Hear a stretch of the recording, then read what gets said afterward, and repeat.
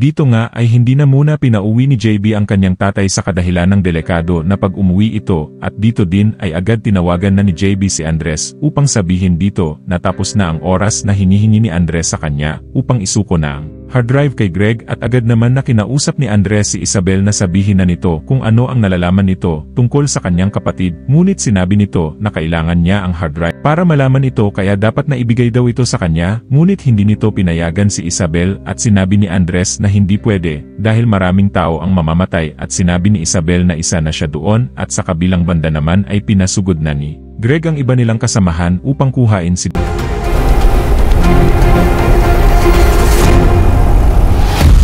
Isa-isa na nila ang nasa master list. At nandun ang airpods ko. Ubus na ang oras na hinihingi mo, Andres. Tapusin mo na ang tungkol kay Isabel. Sabihin mo na kung ano nalalaman mo sa kapatid ko. Wala akong sasabihin hanggat wala sa akin ang hard Hindi nga drive. pwede. Maraming buhay na nakasalalay dito. At isa na ako dun.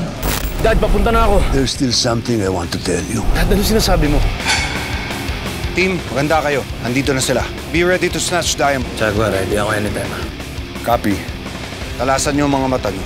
Kailangan may makuha tayo kahit sino sa kanila para makuha natin yung hard drive. Kalas! Kalas!